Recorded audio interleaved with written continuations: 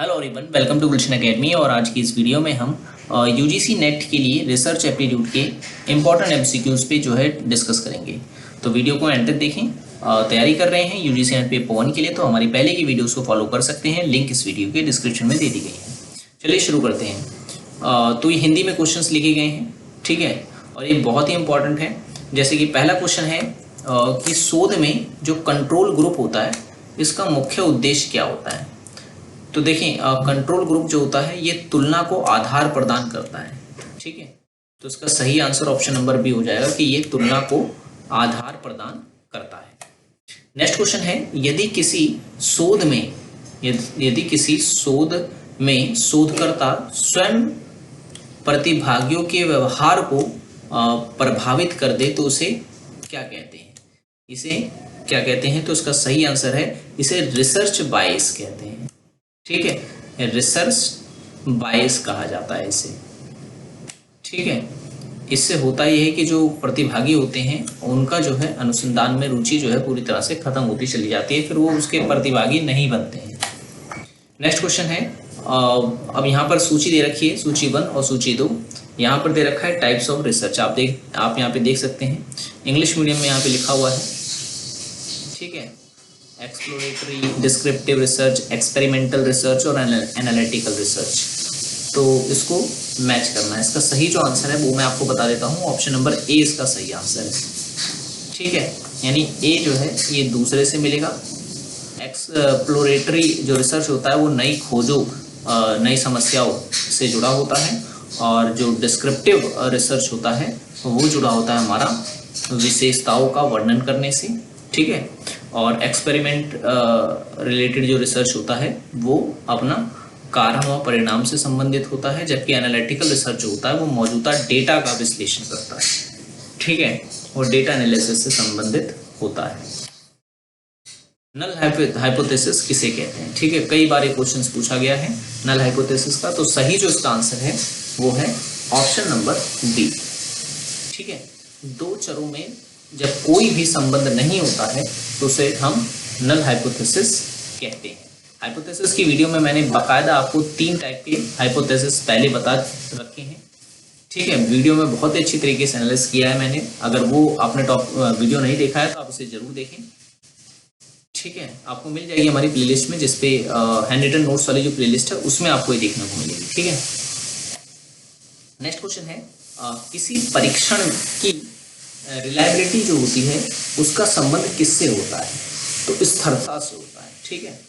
अगर जो रिसर्च है उसमें रिलायबिलिटी नहीं है तो वो किसी काम की नहीं होती है, और रिलायबिलिटी किससे आती है? उसकी स्थिरता से आती है। तो स्थिरता का होना जो है काफी जरूरी है।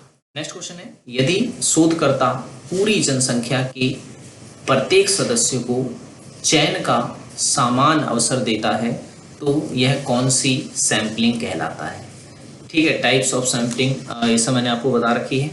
इसका सही जो आंसर होगा वो ऑप्शन नंबर सी होगा। इसे कहेंगे हम रैंडम सैम्पलिंग, ठीक है, रैंडम सैम्पलिंग। नेक्स्ट क्वेश्चन है असर्शन और रीजन का है। जैसे कि कथन और कारक जिसे हम कहते हैं। कथन क्या कहता है कि जो वैधता है, वैधता के बिना विश्वसनीयता संभव है, और उसका मापन मतलब रीजन का दे रहा है कि कोई परीक्षण बार बार समान परिणाम दे सकता है लेकिन सही माप ना करे, ठीक है। इसका सही जो आंसर है वो है ऑप्शन नंबर ए। दोनों ही सही हैं और उनकी जो व्याख्या दी गई है वो भी सही है, मतलब आर एक ही व्याख्या करता है। निम्न में से कौन सा गुणात्मक शोध का प्रमुख उपकरण है, ठीक है।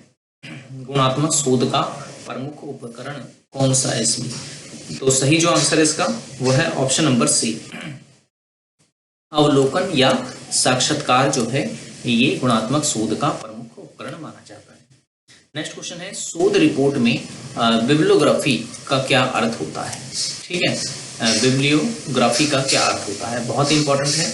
इसका सही आंसर है ऑप्शन नंबर बी, संदर्भ स्रोत की सूची देना। मतलब कि जैसे मान लो कोई किताब लिखी गई तो उस किताब में जो डेटा लिया गया है, जो कंटेंट लिया गया है, वो कहाँ से लिया गया है, किस सोर्स से लिया गया है, इसको जहाँ पे लिखा जाता है उसे हम बिब्लियोग्राफी कहते हैं, ठीक है। और ये हर एक रिसर्च पेपर, हर एक बुक में आपको इसे देखने को मिलता है, क्योंकि किसी की भी कॉपी बिना उसके बताए नहीं की जा सकती है, ठीक है ना। नेक्स्ट क्वेश्चन है, यदि दो चरों में संबंध की दिशा और मात्रा ज्ञात करनी हो तो कौन सा सांख्यिकी उपाय उपयुक्त है, ठीक है। कौन सा सांख्यिकी उपाय उपयुक्त है? इस क्वेश्चन का सही आंसर है ऑप्शन नंबर बी, कोरिलेशन, ठीक है ना। कोरिलेशन जो है इसका सही आंसर है। नेक्स्ट क्वेश्चन है, निम्न में से कौन सा शोध नैतिकता का उल्लंघन करता है, ठीक है। नैतिकता का उल्लंघन करता है, रिसर्च एथिक्स, यहाँ से क्वेश्चंस बनते हैं काफी। तो इसका सही आंसर होगा ऑप्शन नंबर सी, ठीक है। ऑप्शन नंबर सी जो है इसका करेक्ट आंसर। नेक्स्ट क्वेश्चन है, पायलट स्टडी का मुख्य उद्देश्य क्या है, ठीक है। तो उस क्वेश्चन का सही जो आंसर है वो है ऑप्शन नंबर बी, शोध डिजाइन का पूर्व परीक्षण करना, ठीक है। शोध डिजाइन का पूर्व परीक्षण करना जो है वो पायलट स्टडी का जो है मुख्य उद्देश्य होता है। नेक्स्ट क्वेश्चन है, क्रोनबेच अल्फा का उपयोग किसके लिए किया जाता है, ठीक है। इस क्वेश्चन का सही जो आंसर है वो है ऑप्शन नंबर बी, विश्वसनीयता मापने के लिए, ठीक है। विश्वसनीयता रिसर्च में मापने के लिए जो है इसका इस्तेमाल किया जाता है। देखिए, अगर आपको इस तरह की वीडियोस हमारी पसंद आती हो तो वीडियो को लाइक जरूर किया करें, ठीक है। और पहले की वीडियोस नहीं देखी हो तो आप उसे एक बार जरूर देखें, तब इस तरह के क्वेश्चन जब आप सॉल्व करेंगे तो आपको ईजी लगेंगे। अब नेक्स्ट क्वेश्चन ये है, यहाँ पर एक तरफ दे रखे हैं क्वेश्चनरी, इंटरव्यू, ऑब्जर्वेशन और शेड्यूल, और हमें जो है उनसे दूसरी सूची से जो है उसे मैच करना है, ठीक है। तो इस क्वेश्चन का जो सही आंसर है वो है ऑप्शन नंबर ए, ठीक है। यानी ए का संबंध दूसरे से है, यानी क्वेश्चनरी जो है उसका जो आंसर होता है वो लिखित उत्तर होता है। इंटरव्यू जो होता है उसका संबंध ऑप्शन ए से है, यानी कि उसका उत्तर जो होता है मौखिक होता है। ऑब्जर्वेशन की अगर हम बात करें तो इसका संबंध व्यवहार अध्ययन से होता है, जबकि शेड्यूल जो है वो इन्यूमरेटर द्वारा भरा जाता है, ठीक है। तो ये होता है। तो ये तो थे हमारे आज के क्वेश्चंस, लगभग हमने 14 क्वेश्चंस आज किए हैं।